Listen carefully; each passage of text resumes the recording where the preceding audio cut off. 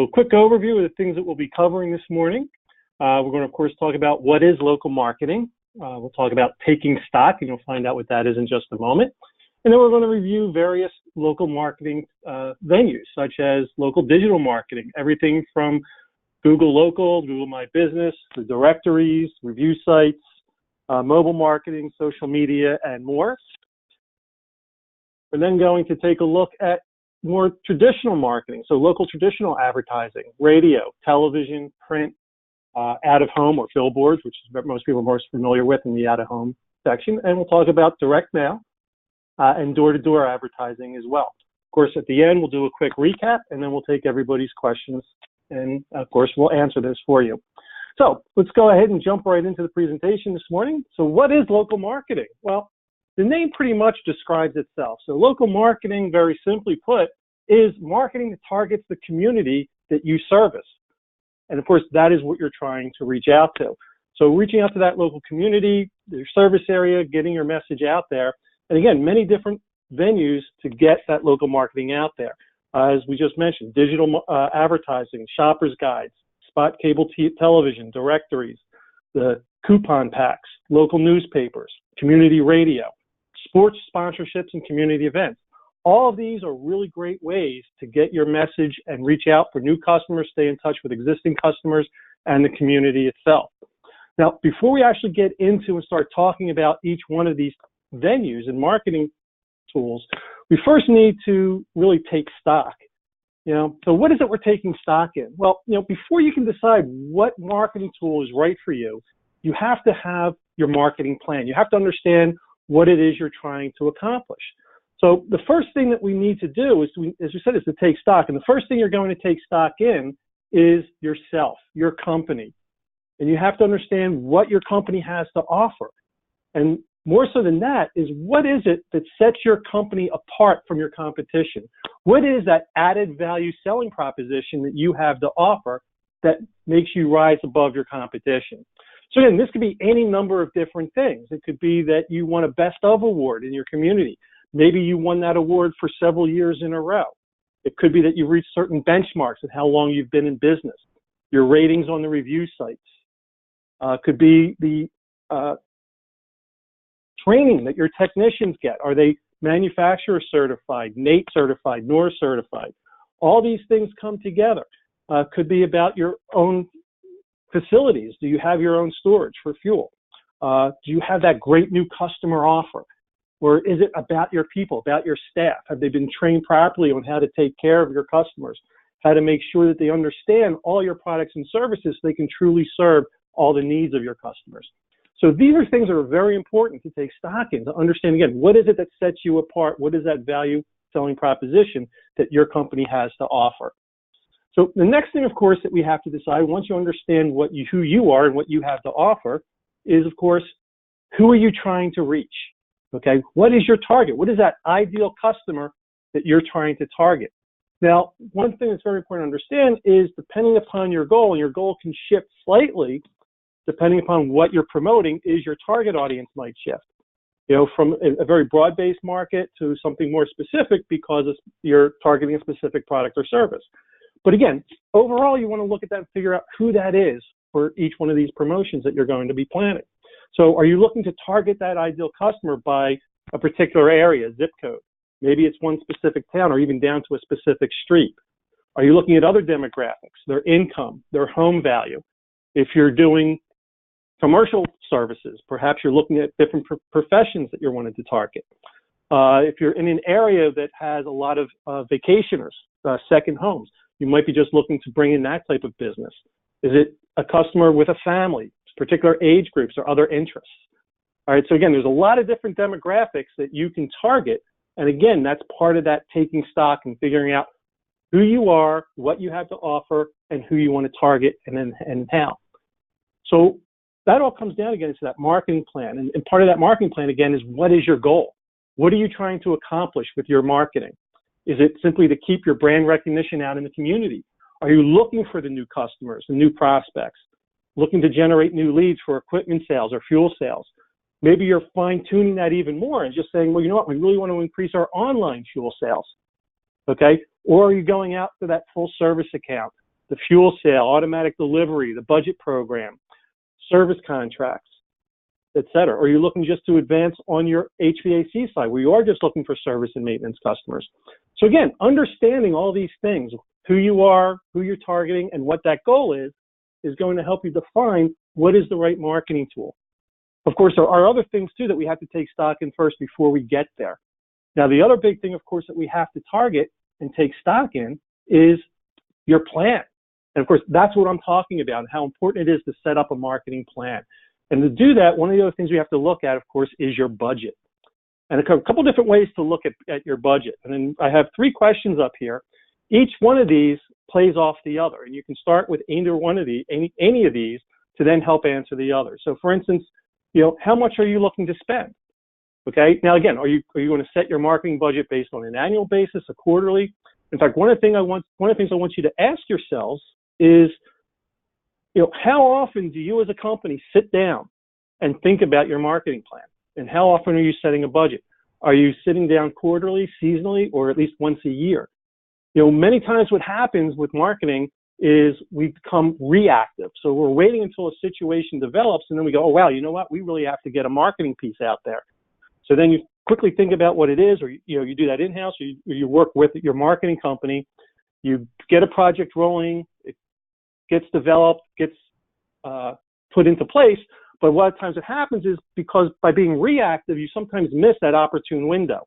You'll still hit it, but you might not be getting the most out of it that you can because you might be coming to the table just a little bit later than other people who have planned it ahead.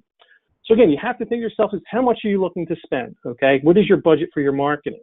You can also look at that in terms of what is your target cost per new lead or per customer? Or the third question is, what is your target growth rate?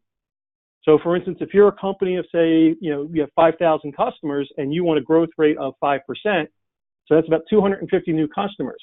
So you can take that times what you're looking to spend per customer. That gives you your budget. Of course, you divide it into your overall budget. That tells you what your cost per lead, what your target goal is. So looking at that overall budget and how to define it is very important to understand and see where you're going with your marketing plan and to plan it out. And of course, you put all of that together, and that now allows you to know what you have to spend. And then we can look at the different marketing tools to figure out which ones are going to get you the best possible penetration and results for the cost or your return on investment. Now, again, one other thing that I want you to all to keep in mind and take stock in, and this is very, very important as well, and that is once you have your marketing plan and you're ready to implement, the one thing that many companies also fail to do is to make sure that your staff is ready, okay? So you created that plan, but does your staff know about it? Very important to make sure that everyone in your company, okay, including your CSRs, your salespeople, your installers, your drivers, et cetera, understand what you're trying to accomplish in your marketing. Understand that they're aware of the campaigns that are running, know what the promotions are. And of course, you also want to make sure you have in place the resources to track your results and those responses. It's the best way to, of course, if you're not tracking that, you're not going to know what your return on investment is, how effective that marketing plan is working. All right. Make sure that you train your front-end people, your customer service, your salespeople, your drivers, installers, service people on the best customer service practices. Make sure they're treating your customers properly, that they understand all of your products and services and the benefits. Because as you start getting leads based on a particular promotion that you might be doing, you also have to, everyone has to understand your other products and services that also might meet customers' needs. One promotion may trigger an interest, but it doesn't mean that's all they're interested in.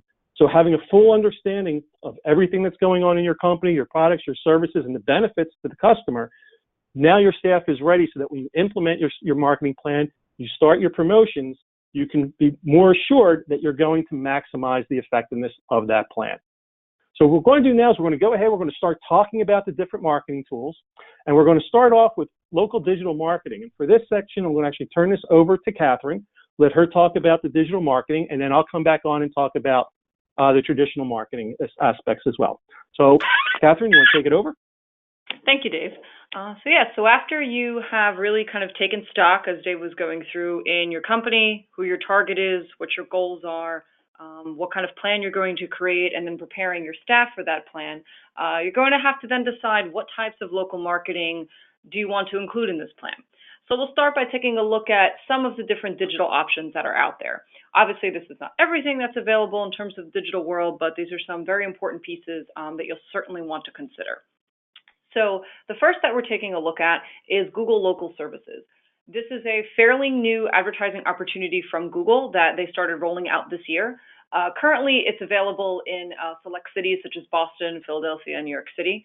And this is really, as I mentioned, a new advertising platform that is going to be appearing at the very top of search results. And this is currently available for the HVAC, plumbing, electrical, and home repair services industries. So it will be expanding to additional cities and additional industries. So it's certainly something to keep an eye on for the moment, because if you offer any of these services in any of these particular cities, these types of ads are sort of superseding the traditional text ads, the Google AdWords ads. When a potential customer does a search for any of these types of products or services, these ads are going to be appearing at the very top of the search results. So they're pushing the Google AdWords ads even further down the page, and the organic results yet still further down. And what's unique about these ads over the AdWords ads is you have to become sort of a certified, partner, as it were, in order to appear here. Google requires kind of extensive background checks and things like that, Pinkerton checks on anyone who will be performing the work that is being advertised. On this Google Services ad.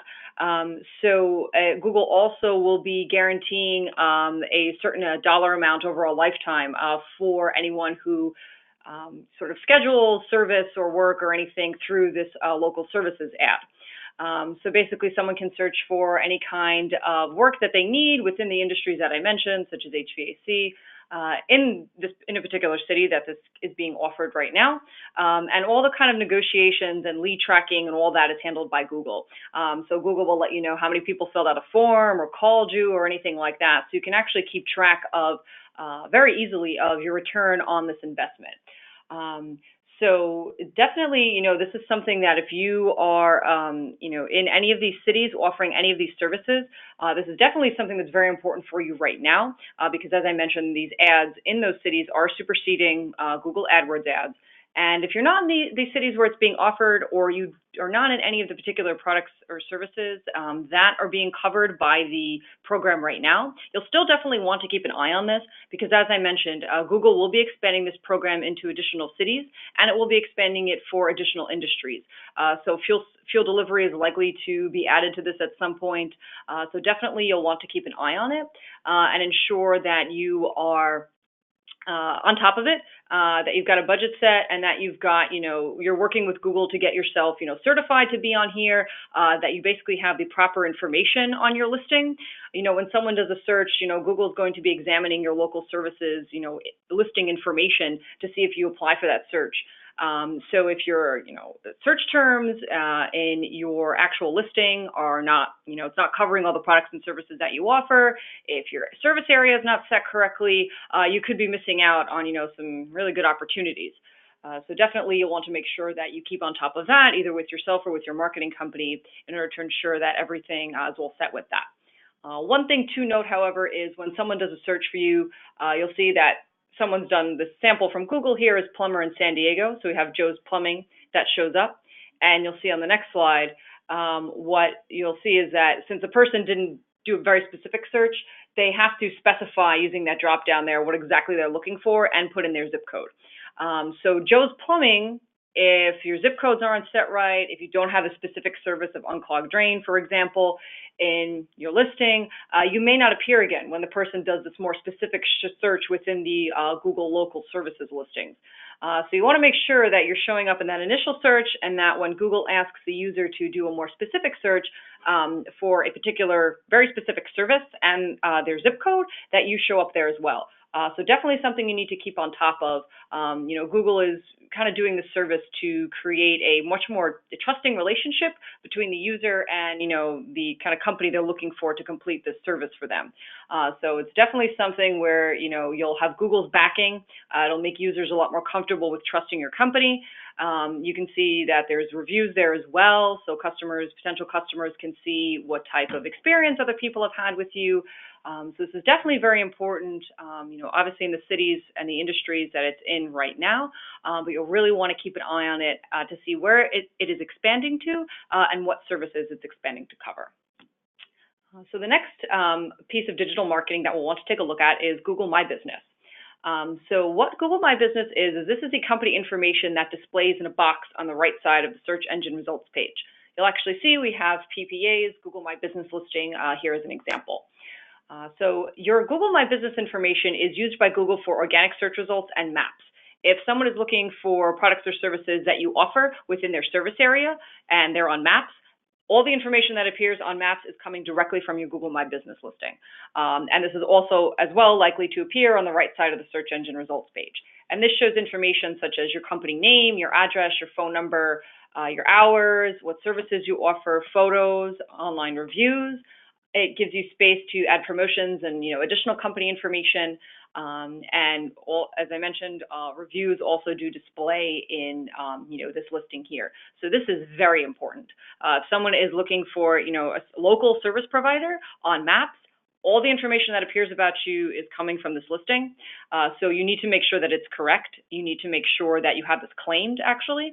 So you can see, we can tell that PPA is listing here. Here's how it displays in the actual search results. We can tell this is claimed because we don't see any kind of there'll be an indication there that says own this business with a question mark. So that means it's unclaimed. So you want to make sure that it's claimed by an email address you have access to, so you can edit your listing information on a regular basis. And so that you can address reviews on a regular basis. Definitely when, people are going to search for, a product or, service, within their area and they see you on Google, they're going to be seeing, your reviews right there. So you want to make sure that those are addressed, that you have a lot of positive reviews, try to encourage your customer to leave reviews for you there. And definitely always respond to them. You want to show potential customers that you are concerned about the experiences that your customers are having, whether they're negative or positive. So you want to show that you're either addressing any negative experiences or that you are thanking customers for taking the time to talk about their positive experience with you. So I did just talk a lot about reviews on Google My Business, but that's not the only review website out there. While those reviews will be the first thing generally that shows up when someone Googles your company or finds you on Google Maps, there's also additional directory and review sites that potential customers will likely be taking a look at when deciding if they would like to work with you. So some examples are Yelp and Angie's List, but there's many, many different directory and review sites out there. So these sites help consumers see and choose from different local providers. And as we know, they provide a lot of customer testimonials and reviews and ratings. So definitely, again, very, very important.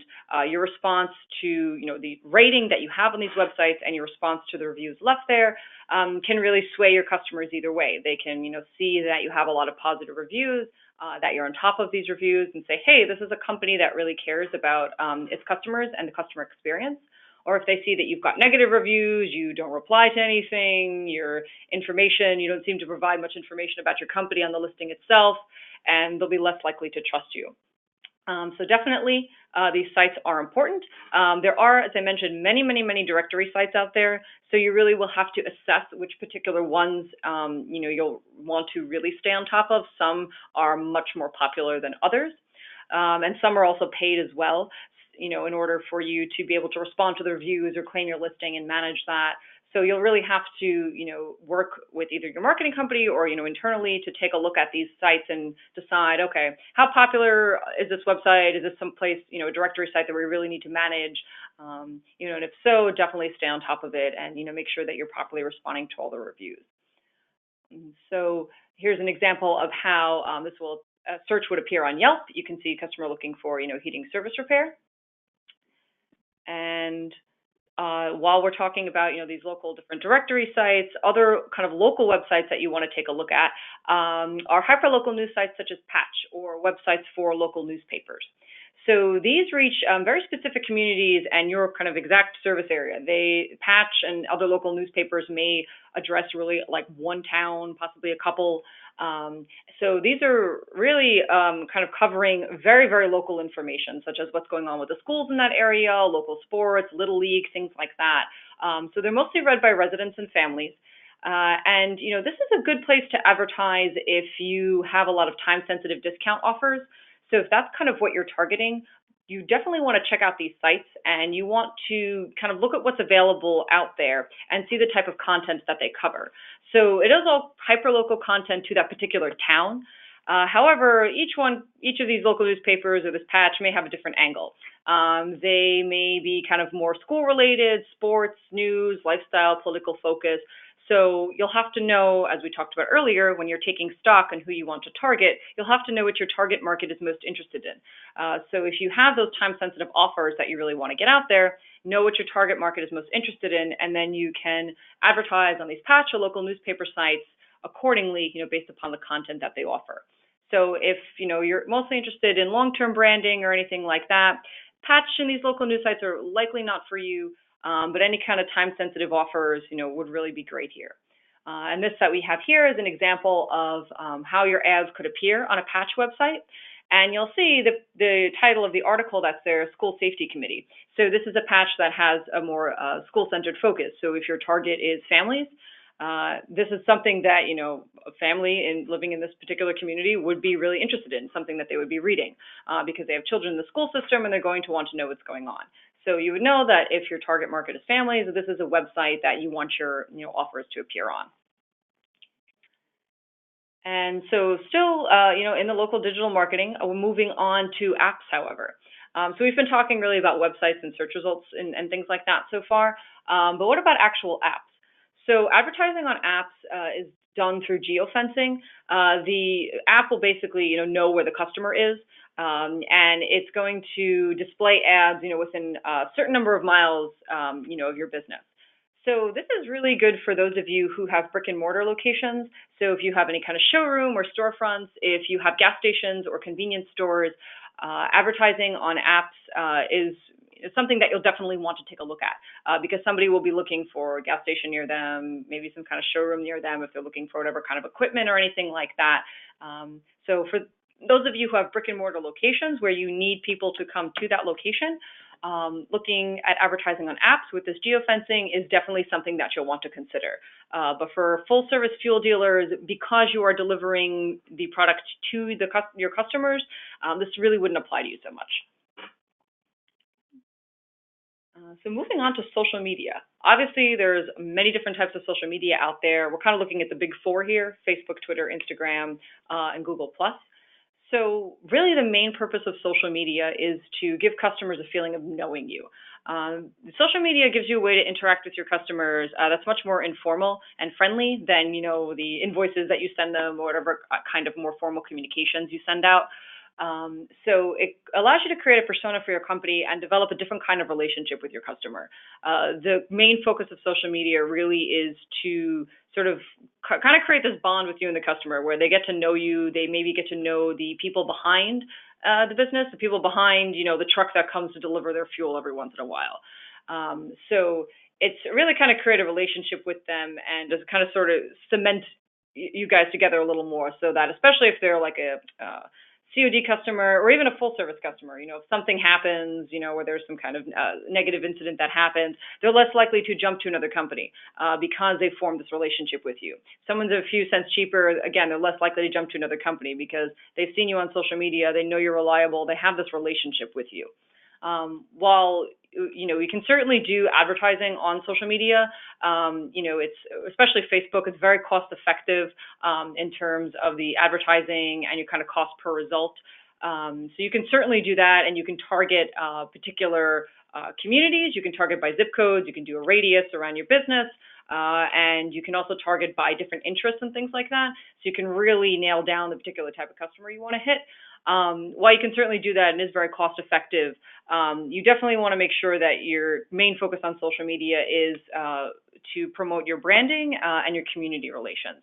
So less for direct sales, unless you're doing that very, very targeted advertisement that I discussed. And on the next slide, you'll see an example of one that we did for a client. So as you can see, this is a very fun kind of very fun kind of advertisement, really friendly, and this is targeted again for very specific communities within this client service area, very specific interests for these customers, demographics, kind of what kind of pages they're following on Facebook, et cetera, because we had a particular type of customer in mind, so we wanted to make sure that this ad was appearing, this ad was tailored to them and appearing to them. And customers can share those kinds of ads as well. So in addition to people seeing your ad, they can actually share it with people, that they're friends on Facebook that may have not seen your ad otherwise. So moving on from social media to organic search results. So there's 3.5 billion searches performed on Google daily and 1.2 trillion searches per year worldwide. So as we know, everybody is on Google, and that's where everybody goes to search for products and services that they need. So you can reach customers who are actively searching for you. Google automatically geo-targets your results. Again, as we mentioned before, your Google My Business listing is likely to appear on the search engine results page, but it may appear in maps as well, and searches on maps really do count as, organic searches. So Google has also been pushing a mobile-first agenda the last couple of years, and as of this March, has rolled out that agenda much more forcefully. So what this really means is that Google wants to make sure that anyone who wants to appear in their search results, which everybody does because that's where all potential customers are searching, has to have a mobile-friendly website. So certainly if you want to make sure that you have that taken care of already if you don't, because if Google sees that you don't have a mobile-friendly website, you're going to be penalized in search results. So definitely, because you can see the amount of searches performed on Google daily, we all know that's where everybody goes. That's what we're all doing. So you really want to make sure that your website and your entire web presence is really up to date with Google standards. So either working internally to keep track of that or with your marketing company to make sure that your web presence is really up to Google standards and what they're looking for, so that you don't lose out on any potential opportunities because you're doing something on your website that Google doesn't like. And as we know, there's no cost to be included in the organic search results, just any kind of paid advertising from Google, such as AdWords or local services. And proper optimization can really enhance your search engine results page rankings. So definitely ensure that your name, address, and kind of all that other information on Google My Business is correct. You want to ensure that you've increasing testimonials and customer reviews on your Google My Business and other websites, that your entire web presence, everything is uniform throughout, all your information is correct, and that you have a strong web presence. Because Google looks at all of that when it's running its algorithm to determine what results to show when someone does a search. So you need to make sure definitely that your website is all up to date with all the different communities that you service, all your correct product and service information. You don't want to miss out on any opportunity to have your website or a page on your site appear in the search results because you were missing something. And these days, with the popularity of products such as Alexa and the Google My Home, definitely we need to also consider how people search using those types of devices, using Alexa. It's a little bit different than when people type in a search in their phone or in their desktop. Voice search requires long-tail key phrases and answers rather than just simple keyword or contextual targeting. So we have to think about how people are also searching for our products and services in order to make sure that we're answering those queries on our website so that Google finds you and shows you for these, for these searches. So a little more information about, just how popular organic search is. The average click-through rate for first organic position on a desktop is 31%, 24% on mobile, and 4 in 5 consumers use search engines to find local information. So it's definitely extremely important that you appear on Google search results. No one can ensure, page one results, any kind of SEO campaign that you're doing. No one can really ensure that you're going to appear on page one. It's ultimately, up to Google and its algorithm. However, appearing on page one should always be the goal of your search engine optimization program. So you should always make sure that you're keeping on top of Google's best practices and, doing everything you can on your website and your web presence to, try to meet that goal of appearing on page one. And here's an example of how organic search results would appear on a tablet. So moving on from organic Google search results, I want to talk about search engine marketing. So search engine marketing is not just on Google, it's on other search engines as well, although Google is the biggest and has the largest share of that kind of marketing. So ads display at the top and the bottom of the search engine results page.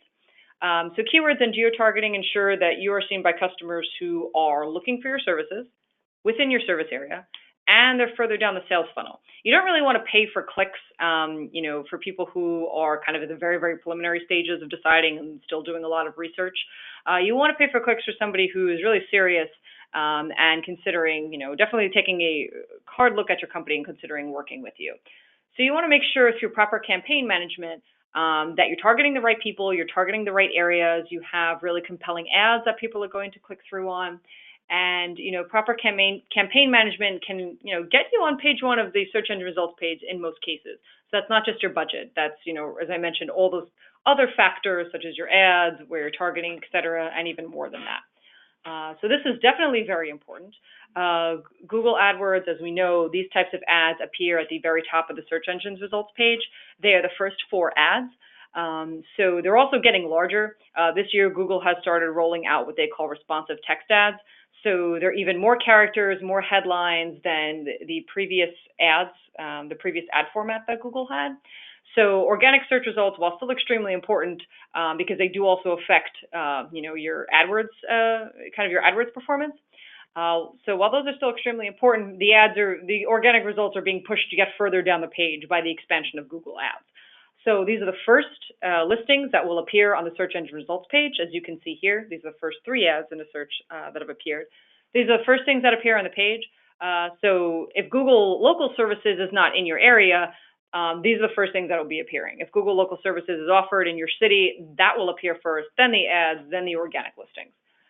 So definitely you want to be appearing here and making sure that you're staying on top of your ads, the content in your ads, where you're targeting, maximizing your budget to kind of get the best bang for your buck, et cetera. Okay, thank you, Catherine. All right, Dave. All right. So I'm going to take back over the presentation. We're going to talk about local traditional marketing, moving away from the digital world, and going back and talking about the tried and trues, the old but goodies, radio, cable, print, out of home, things such as door hangers. So let's go ahead and take a look at those. We're going to start off talking about radio. So when we're talking about radio, we're really talking about community radio advertising. So we're looking at that AM or FM smaller station that has a smaller coverage area, but has very localized messaging to the community. Again, depending upon the market you're in, some of these are going to be overshadowed by some of the larger stations. Other areas, of course, these are the stations that people turn to get the true local news and local media. A lot of areas where they do receive the larger stations from the major markets, but a lot of people aren't really looking for the news. Like, for instance, here in Philadelphia, they're not looking for the Philadelphia news. They're looking for the news in their surrounding area. So that's where these smaller coverage areas, these smaller stations really come into play with that local news, traffic, and weather, that information that people really want. These are stations that are very often right there in the community. The reporters, their DJs, and their guests all are from the community, understand the community and what people are interested in. And again, we're not talking about large national ranked or even regionally ranked stations, but these are typically stations that are the must listen to for the community, the ones where they're really turning to. What's nice about these stations are that your advertising costs are relatively low. So your spot cost is relatively low, and it really allows you to get your message out there. So they're really great for that brand recognition and driving traffic to the website. Now, one of the other things, too, when we're talking about broadcast advertising, or any of the traditional advertising in this sense, but specifically for broadcast, and we'll talk about TV in just a moment. But for both of these, one of the things that you have to take into consideration when you're looking at these stations is, while the cost is relatively low, also, again, understand what your goals are, what your market is, et cetera. Because, again, when you're broadcasting, your cost is usually based on impressions or how big their perceived audience is. But you have to also remember to really see if you're going to get that return on investment is to understand your market share. So, for instance, if you're advertising simply to look for new fuel companies, whether that be oil, heat, or propane, understand what your market share is in that community. For instance, if you have a 20-25% market share, then you have to remember that when they're telling you that they're reaching, again, just as a number, 100,000 people, remember, only about 20 or 25% of those are your actual target audience. So you have to take that into consideration when you think about your cost per impression. Look at it more in terms of your cost per effective targets. So keep that in mind when you're deciding whether this is the right target audience for you, the right venue for you. So again, but still excellent for getting that information out. Again, these are must-to stations. Either it's where people are looking for that information, what makes them a good target audience. As I said, we're going to talk about cable television or television itself. Again, when you think about television and broadcasting, a lot of people don't think it. They think it's going to be way out of their price range or miss their audience. But all regional cable systems allow for local marketing. And depending upon your region, that can be very highly fine-tuned to specific areas. Some are a little bit more broad. But again, same type of situation that we're talking about with radio. We're looking for those hyper-local news channels. Okay, there's stations that, again, are pulling in and talking about that local community. They're covering things such as their local sports, what's going on on the school board in the community, and placing those ads where they're going to be most effective. Now, a couple different ways of placing those ads. Again, we're talking about that hyper-local news or traffic weather station. Really good to get your ads in there during the morning pre-drive times, okay, or post-drive times in the evening when people are home, either looking to see what's coming up for the day or trying to find out what happened today and what's coming up tomorrow. So you want to look for those local stations, again, get that message out. Another way, of course, that you want to look at is, for a little bit more attention to your ads in some senses, is to look for placing your spots on those national shows, those shows that everybody wants to watch on some of those major cable stations, such as Fox News, Home and Garden, Discover, CNN, ESPN, et cetera. In that case, what you're looking for is really a lot of times in prime time. Now, again, while these stations are nationally broadcast, okay, these shows are nationally broadcast, that cable system allows for advertising in the local region. So they have spots dedicated for that local advertising. So you want to look to target those spots as well. So again, remember to schedule your placements where they're going to do the most good based on your target audience, your message, et cetera. So you're looking to target with your placements within a particular part of the day or during specific shows that are going to be of interest to your customers. So again, important, absolutely important. Great for that brand recognition, driving traffic to your website. One of the things that we talked about before, Catherine had mentioned this, when we're talking about driving traffic, using specific information. When in all your advertising, you want to try and use as much avenues for people to reach out to you, but also for you to be able to track them. So in all your advertising, drive them to your website or to a specific landing page. Use a phone number, a trackable phone number for each promotion that you're doing. So again, great for driving traffic, great for that brand recognition. Let's turn back now away from broadcast to print. So when we talk about print advertising, that hyper-local aspect that we're talking about, we're talking about those weekly newspapers, those town-specific shoppers and flyers that we find out throughout the community. Again, these are venues that cover that community news, the school events, the town board meetings, the police blotter, weather that's coming on, what's happening in the community, what's coming up. Again, these are things that we all see. We very often find these in local businesses, whether it be a restaurant, a convenience store. There are those little flyers and pamphlets and newspapers that are in those metal racks, usually as you're coming in the door. Now, what's really interesting about these is, while not everybody is going to pick them up and read them, okay, the people that do pick them up and read them, okay, these residents are virtually reading these publications from cover to cover. They're looking for that local news, that local information. They're looking for products and services from people within their community. So these become excellent resources to get your message out. So again, great for that brand recognition. One of the other things, of course, to keep in mind is that you want to keep your advertising and your offers, your promotions, to limited time offers. You want to make sure you're encouraging people to act sooner rather than later. When we have open-ended offers, there is no reason for people to jump on that. So what happens is, unless you're putting that ad in every issue, then next time that comes out, they're looking at somebody else's ad. So again, you want that time-sensitive promotion, those specials, the coupons. Make sure you're generating a good call to action and a trackable way of them to reach out to you. Again, trackable phone numbers or driving them to specific landing page URLs that you can track and keep forward and see what your return on investment is going to be. Another way of advertising, again, that hyper-local, is by picking your spots, that out-of-home marketing. So out-of-home marketing, very simply, is any marketing in which people are going to see out when they're out in the community. It's something that is not delivered to them, something they're not picking up and taking home with them. One of the most common ones that people are familiar with, of course, are billboards, but other ones include bus exteriors. There's bus wraps. In many areas, you have the little bus shelters that people can get in to stay out of the rain when they're waiting for the bus or a bench. Very often they allow you to place advertising there. Inside train stations, bus or train interior signs. There's little signs up inside the train or on the bus itself. Two that I really love to take advantage of and see customers use are by sponsoring and putting signage at minor league sports events, okay, in the minor league stadiums, or for that fact, in the community sports events, those local little league fields, soccer, baseball, football, whatever sport it happens to be. What's really nice about all of these is that, again, it puts you right in the middle of your neighborhood, gives you that great brand recognition. And the last two that I mentioned, the minor league sports and the little league and community sports events, you actually get an added bonus, okay? Because not only are you showing the community and putting your name out there to get that brand recognition, but you're showing the community that you're invested in that community, and you get that goodwill feeling from them. So that when they're looking and they're trying to figure out, okay, what is that added value proposition that's going to set you atop of your competition? Well, maybe it's because they see that you're giving back. So again, it helps put you ahead. Great ways to get your brand recognition out there, and of course, show the communities that you're there and that you support them as well. So excellent tools to use. Moving on, let's talk about direct mail.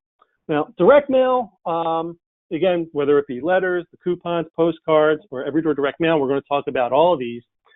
The interesting about direct mail is many companies have gotten away from direct mail. And one of the reasons for this, well, there's actually a couple of reasons. One, of course, is cost. With the increase in cost of postage over time, people have been a little less willing to do direct mail because of the higher costs that are involved. It's still one of the best ways to reach out for new customers and promote your company.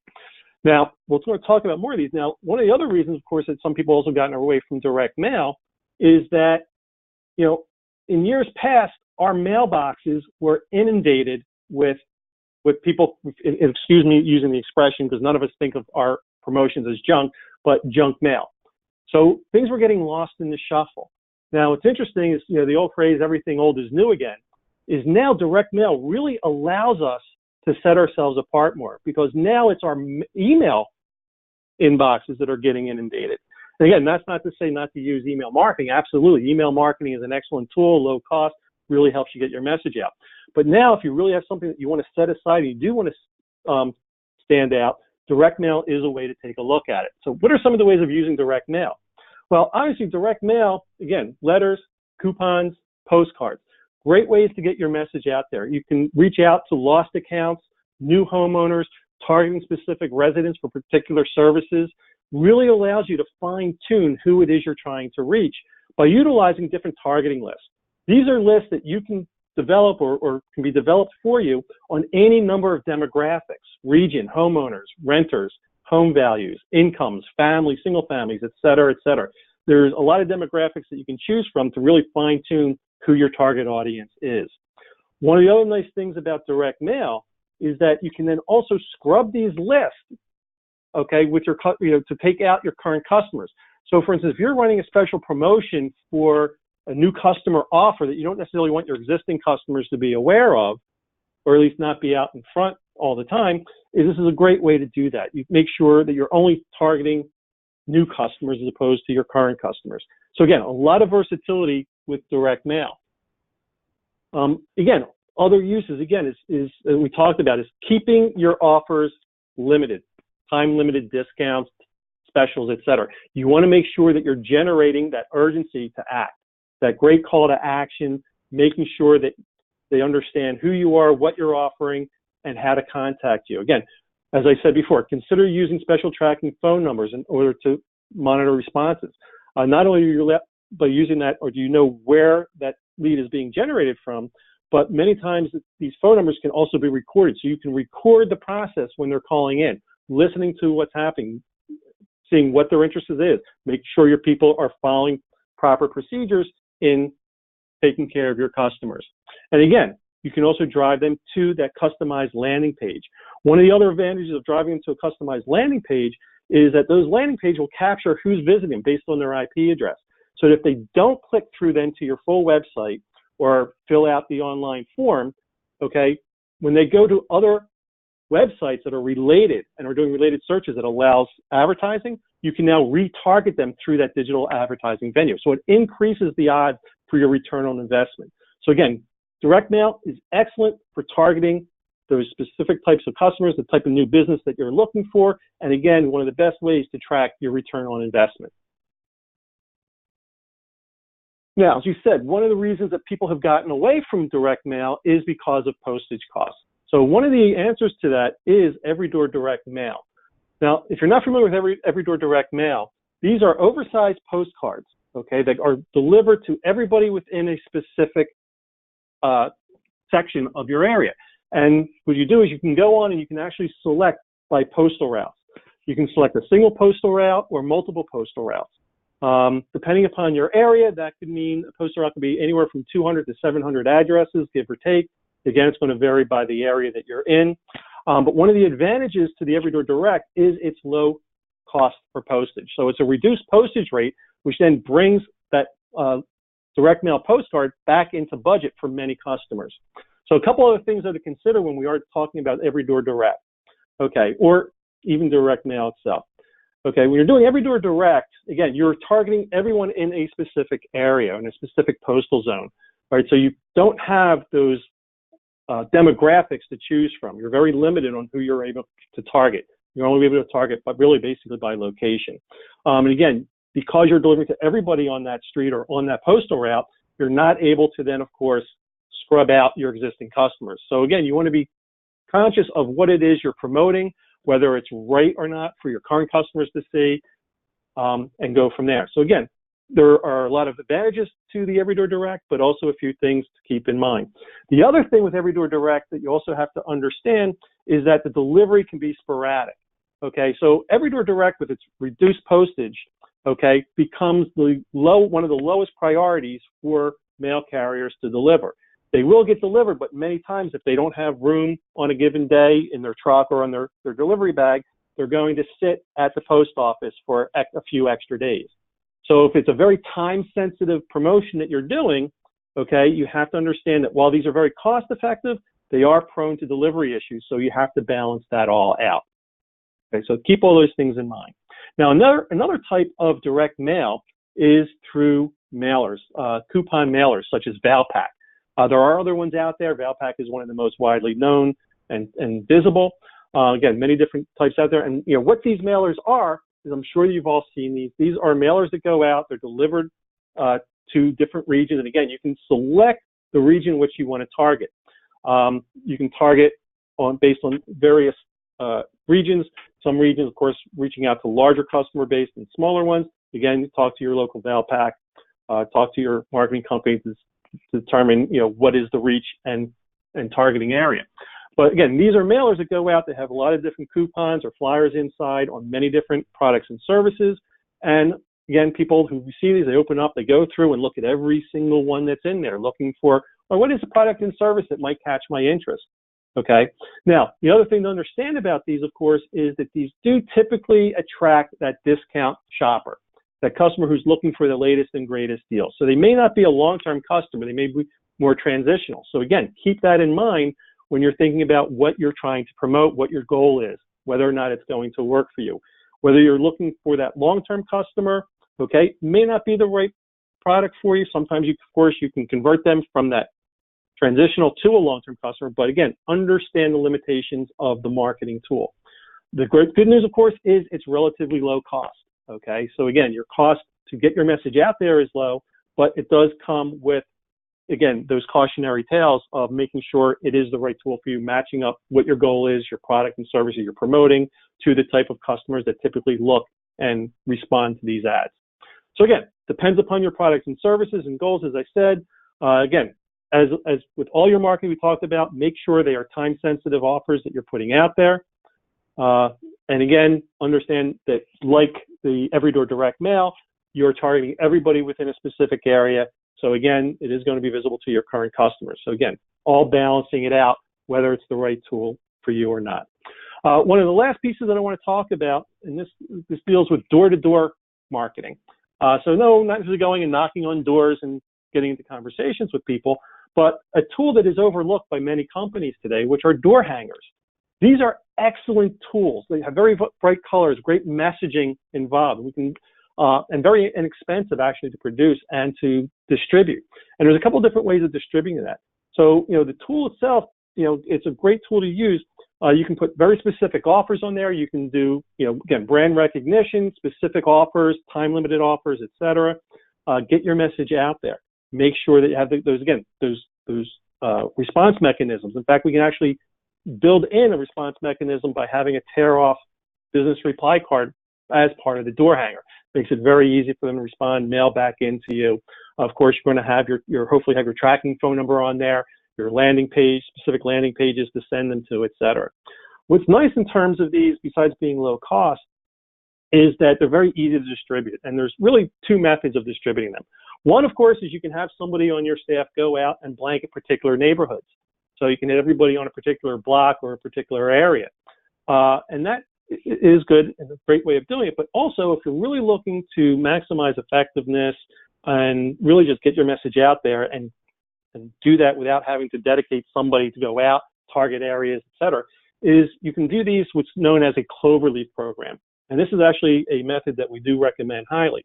And what a cloverleaf program is very simple, is that you give these door hangers to your drivers, to your delivery drivers, your service techs, your installers, so that they're out working on a job.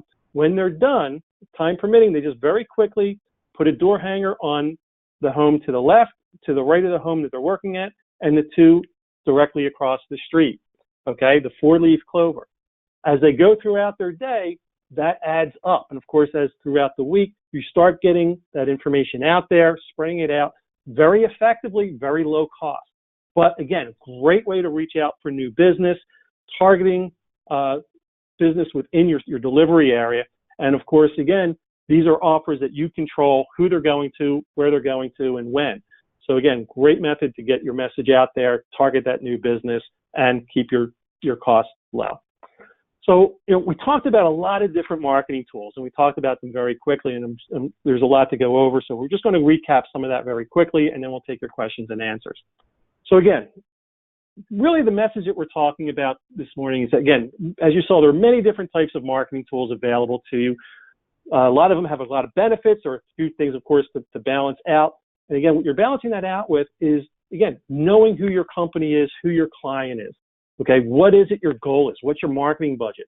When we take a look at all of these different things and what those different goals, the different media, your budget, that helps guide to figure out what marketing tools are going to get you the best return on your investment, the best bang for your buck. So while it's nice to think that, hey, you know what, we always want to do these big, bold marketing campaigns, but is it the right campaign? So going back and looking at and taking stock, okay, knowing that budget, knowing your goal, knowing your products and services and what you're trying to accomplish will tell you whether it's the right tool for you or not, whether that be the local digital marketing, the various services we talked about, from the Google local services to the search engine results, social media, or is it the traditional marketing and the direct mail? And really, when you look at it and you balance that all out, a true proper marketing campaign will actually involve several tools from each of these. So you don't want to put everything in one direction. Okay, again, have a plan. Don't be reactional. Be proactive in your marketing. Sit down, whether it's once a year, once a month, seasonally. Think about your marketing, what's coming up, what your needs are going to be, and what your budget is, and plan it out. When you do that and you have a plan, you have success. One of the oldest adages it's been out there forever is, if you fail to plan, you plan to fail. So have your plan, review it, and of course, set it in motion for success. Any questions? Okay, Dave and Catherine, thank you very much. We did have a couple questions come in. We are gonna stop at 10 here, but if you do, I do encourage anyone to ask questions while I'm going through this, and I'll connect you with Dave and Catherine after the fact. So first question that we received, and this was really early in the presentation. I think Catherine covered it to some capacity, but how important is social media, Facebook, LinkedIn, and Twitter? And I'll just kind of add on to that question. In regards to ranking it for a heating oil, propane, or HVAC company. So if you could take that question, that'd be great. Sure. And yeah, Catherine, you want to answer that? Yeah, certainly that social media, it is very important, even, within this industry. Besides the fact that it does give customers, another way to connect with you, as I mentioned, in an informal, sort of really friendly way, and make a connection with you, kind of, again, cement you more to them and create more of a sense of loyalty. Because that they kind of are familiar with the faces sort of behind the people that deliver their oil or deliver their fuel every once in a while. It's also important because Google takes a look at those things when determining your organic search ranking. Organic search rankings are not just determined by what's on your website, it's a large web presence. So definitely your social media needs to be in order because that's kind of Google's looking at that as well. There's reviews on there that people will be looking at. So it's really people will be finding you on there. And if your presence is kind of sparse or not really up to date, or you've got, kind of negative comments or reviews or anything like that on any of these sites, customers or potential customers are going to look at that and, consider it. And it's not going to really reflect too well upon your business. So definitely, even within our industry, social media, I mentioned the big four in our presentation, plus, LinkedIn as well. It is really very important. Excellent. Another question in regards to Dave's section about door hangers. What is the legality? Essentially, is hanging door hangers legal? And is there any solicitation requirements to be or regulations to be aware of when doing so? Yeah, that's a really good question. Actually, there are some communities that do have regulations on whether or not you can put door hangers up. It really depends upon your community. You want to double check that. Most cases, putting up a simple door hanger, especially if you're doing it by a clover leaf, you're not blanketing an area, it's usually okay. But again, double check with your local authorities, double check to make sure there are no solicitation laws that will prevent you from doing that. Very good. Last question, we're going to wrap up with this. And again, please, if you have some other questions, the audience, please do ask them and we'll connect you after the fact. But I know this is kind of a variable question here, but what is the optimal blend of brand awareness marketing versus sales and lead generation? Can you just repeat that again quickly? Yeah. So what capacity or from a budget standpoint should you put towards brand awareness marketing versus trying to essentially generate sales and leads? So essentially, how much should you put into someone just generally knowing about your company compared to actually, generating them to call you and generate a lead from it? Sure. Okay. It actually is a very good question. And, I'd love to give a blanket answer for that, but it's actually difficult because the reality is that is going to vary depending upon your company, your current market position in your area, what your products and services, what you're trying to accomplish. There are some companies that will need to increase their overall brand awareness because maybe they're newer to the community, so they really want to get that message out there, let people know that they're in the community and what their products and services are. Versus some companies are very well established and have a very good reputation, which may need to spend a little less time on overall brand awareness and focus more on targeting specific products and services. So really that is going to vary from company to company on what that exact balance is going to be. So that is, again, that's something that we or your marketing company can take a look at and help determine what that proper balance for you is going to be. Very good. Anyone else that did not ask a question, feel free to contact me directly and I can put you in touch with Dave and Catherine. You can also go to primemedia.com and inquire that way as well. So Dave, Catherine, thank you very much for your time today. Thank you to everyone else that got on. Our next webinar will be Tuesday, October 2nd at 9 a.m. And I hope everyone has a great day. Thank you, Ted. Thank you, everyone, for joining us this morning. Thank you. Okay. Take care. Thank you all.